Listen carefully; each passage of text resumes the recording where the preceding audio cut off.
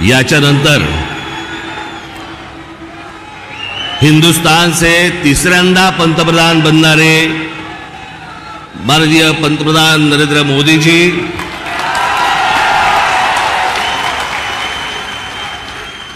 सन्माननीय व्यासपीठ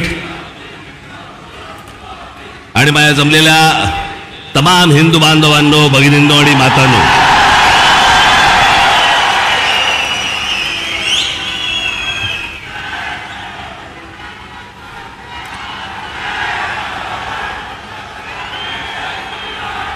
मोदीजी, आपण मुंबईमध्ये याच्या अगोदर अनेकदा आलात,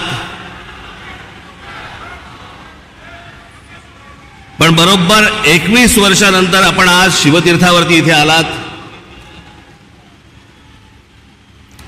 मला आजही आठवते त्यावेळेला आपण इथे कमळामधनं बाहेर आला होतात आणि 2014ला आपण कमळ बाहेर काढलं.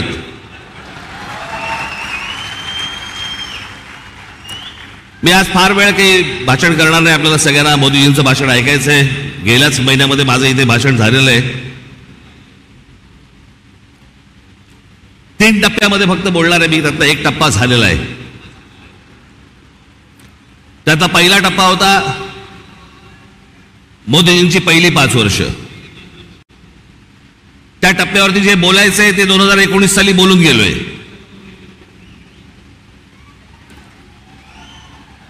ओरली आता गेली 5 वर्ष.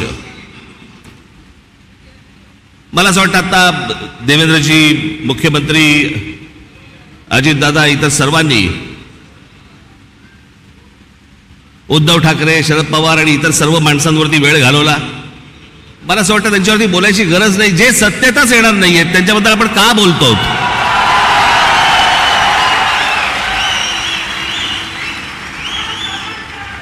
काही आवश्यकताच नाहीये त्या लोकांची.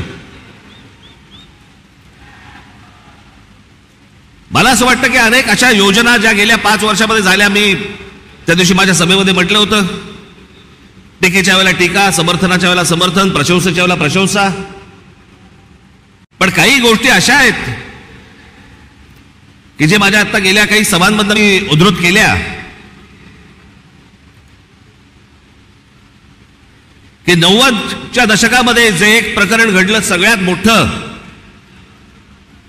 ते म्हणजे बाबरी मशिदीचं.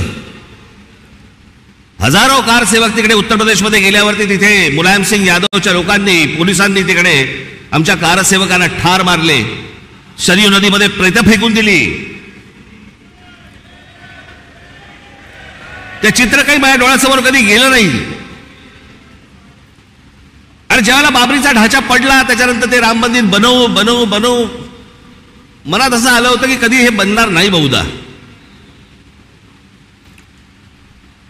पण मोदीजी, मी आपल्याला खरोखर धन्यवाद देतो की आपण होतात म्हणून ते राम मंदिर होऊ शकलं.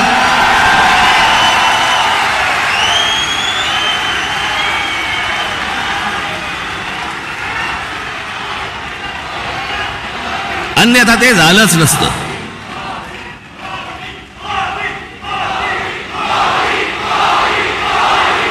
जेव्हापासून मी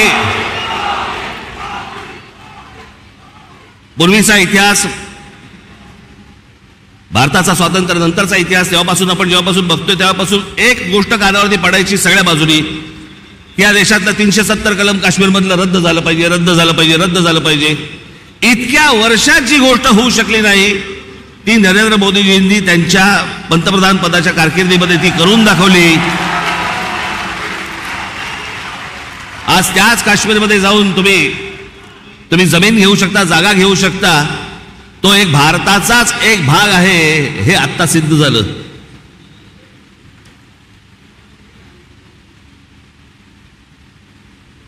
राजीव गांधी ज्यावेळेला पंतप्रधान झाले त्यावेळेला एक मोठी केस झाली होती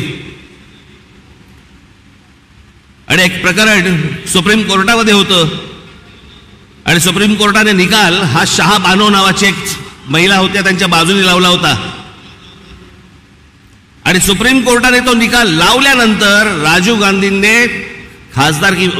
लोकसभेमध्ये बहुमताच्या आधारावरती तो सुप्रीम कोर्टाचा निकाल, म्हणजे ज्या बाईला न्याय मिळाला होता, तो काढून टाकला. आणि त्या मुस्लिम महिलेला कधी न्याय मिळू शकला नव्हता एका छोट्या पोटगीसाठी.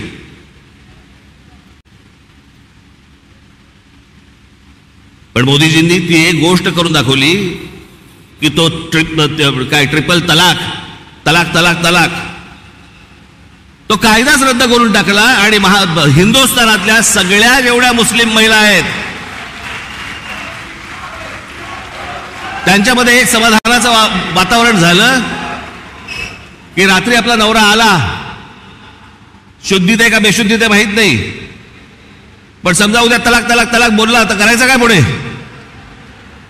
पण तो विषयच बंद करून टाकला. मला असं वाटतं की हे अनेक गोष्ट, अन्नधान्य पुरवण्यापासून लस देण्यापासून अनेक गोष्टी झाल्या,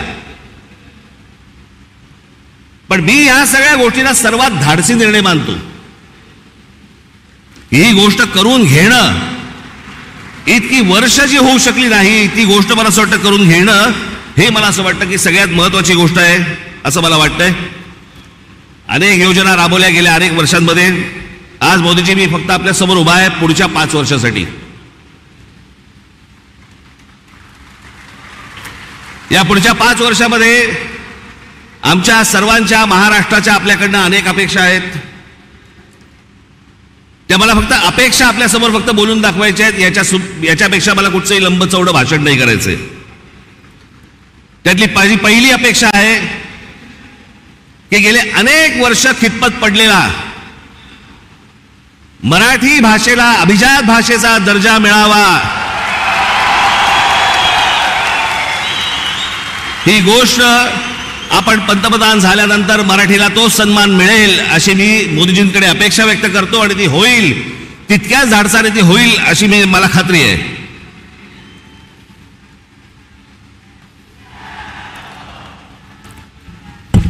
दुसरा विषय, कारण बाकीचे कसं आहे, बाकीच्या सगळ्या गोष्टी महाराष्ट्रामध्ये करण्यासाठी म्हणून आमचे देवेंद्रजी आहेत, एकनाथराव आहेत, अजितदादा आहेत, बाकीचे करतील. पण या देशाच्या अभ्यासक्रमामध्ये, या देशावरती साधारणपणे 1000 वर्ष परकीयांनी राज्य केलं, पण त्या 1000 वर्षामधली 1400 वर्ष हे मराठा साम्राज्य होतं या संपूर्ण हिंद भूमीवरती. त्या मराठा साम्राज्याचा इतिहास हा शालेय शिक्षणामध्ये मुलांना लहानपणापासून शिकवला जावा की जेणेपासून हा देश कसा उभा राहिला हे या अख्ख्या देशातल्या मुलांना आणि भविष्यातल्या पिढ्यांना कळेल. तिसरी गोष्ट, समुद्रामध्ये शिवछत्रपतींचा पुतळा कधी उभा राहील नाही राहील मला माहिती नाही,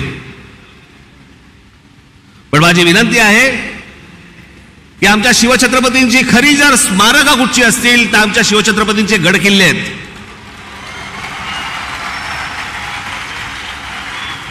आणि या गडकिल्ल्यांना पूर्वीचं ऐतिहासिक वैभव प्राप्त करून देण्यासाठी म्हणून आंतरराष्ट्रीय दर्जाची एक समिती नेमावी. भविष्यातल्या येणाऱ्या पिढ्यांना, या देशातल्या पिढ्यांना कळेल की आमचा राजा कोण होता आणि त्याने काय इतिहास गाजवला हे त्या आमच्या गडकिल्ल्यांवरनं कळेल. याच्यासाठी म्हणून आपल्याकडनं गोष्ट व्हावी अशी माझी अपेक्षा आहे.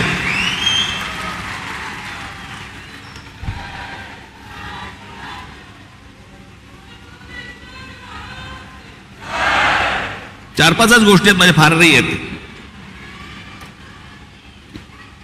देशभरामध्ये अनेक ठिकाणी मोदीजी आम्ही पाहिलं की आपण उत्तम रस्ते बनवलेत, अनेक फ्लायओव्हर्स बनवलेत, अनेक ब्रिजेस बनवलेत. माझी आपल्याला कळकळीची विनंती आहे की गेल्या 18-19 वर्ष आमचा मुंबई गोवा महामार्ग हा अजूनही तसाच आहे, अजूनही तसाच खड्ड्यामध्ये आहे. तो लवकरात लवकर व्हावा अशी माझी आपल्या सर्वांना विनंती आहे. मगाशी रामदासभाईंनी उल्लेख केला, मोदीजी आपण पण आपल्या अनेक सभांमध्ये पण सांगितलं, पण आज जरा खडसावून सांगावं की या भारतामध्ये डॉक्टर बाबासाहेब आंबेडकरांनी जे उभं केलेलं जे संविधान आहे त्या संविधानाला कुठेही धक्का लागणार नाही. तुम्ही लावणार कधीच नव्हतात, पण जे विरोधक ज्या प्रकारचा प्रचार करतायत मला असं वाटतं त्यांची तोंड एकदाचीच बंद व्हावीत की जेणेकरून परत त्यांची तोंड उघडली जाणार नाहीत. अशी अनेक जनतेची या महाराष्ट्रातल्या अपेक्षा आहे. या देशामध्ये अनेक करोडो मुसलमान आहेत, लाखो मुसलमान आहेत, देशभक्त मुसलमान आहेत. जे या देशावरती प्रेम करतात, जे या देशावरती खरंच त्यांची निष्ठा आहे, खरं तर सांगायची गरज नाही, पण काही मुठभर आहेत. जे आज उद्धव ठाकरे आणि काँग्रेसला जे पाठिंबा देणारे आहेत ना, त्यांचा उद्देश हा फक्त गेल्या 10 वर्षात त्यांना डोकं वरती नाही काढता आलंय. आणि ते डोकं वरती काढण्याचा मार्ग कोणता, तर काँग्रेस सारखा सुलभ मार्ग नाही. याच्यासाठी म्हणून ते आज त्यांना सगळ्यांना पाठिंबा देत आहेत. पण लाखोच्या संख्येने, करोडोच्या संख्येने आज मुसलमान आपल्या बरोबर आहेत. त्याला एक शाश्वती पाहिजे,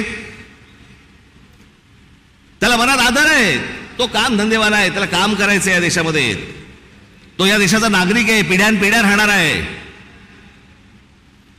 पण मला असं वाटतं की हे जे मुठभर आहेत, हे ओवेसी सारख्या ज्या अवलादी आहेत, यांच्या मागून फिरणारे जी लोक आहेत, यांचे जे अड्डे आहेत, हे अड्डे एकदा तपासून घ्या. तिथे माणसं घुसवा, देशाचं सैन्य घुसवा आणि हा देश एकदा कायमचा सुरक्षित करून टाका. म्हणजे आमच्या आया बहिणींना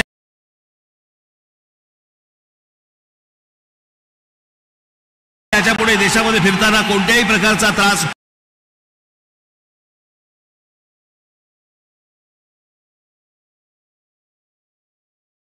इथे होणार नाही, अशी मी आशा अपेक्षा बाळगतो.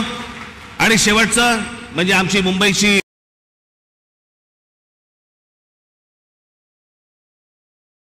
रेल्वे, लाखो प्रवासी या रेल्वेने प्रवास करतात. या प्रवास करणाऱ्या रेल्वेच्या संपूर्ण यंत्रणेवरती आपण केंद्र सरकारने आपण बारीक लक्ष द्यावं, जास्तीत जास्त त्याच्यासाठी पैसे द्यावे, जास्तीत जास्त ती यंत्रणा चांगली कशी होईल याच्यासाठी म्हणून आपण पाहावं. एवढ्याच फक्त मी आज अपेक्षा आपल्या समोर घेऊन आलो होतो. बाकी भविष्यातल्या येणारा हिंदुस्थान हा आपल्या हातून उत्तम पद्धतीने मोठा हो, जगात मोठा हो, घडो, ही एक आशा अपेक्षा बाळगतो आणि आपण सर्वांची मी रजा घेतो. धन्यवाद. जय हिंद, जय महाराष्ट्र. धन्यवाद राज साहेब.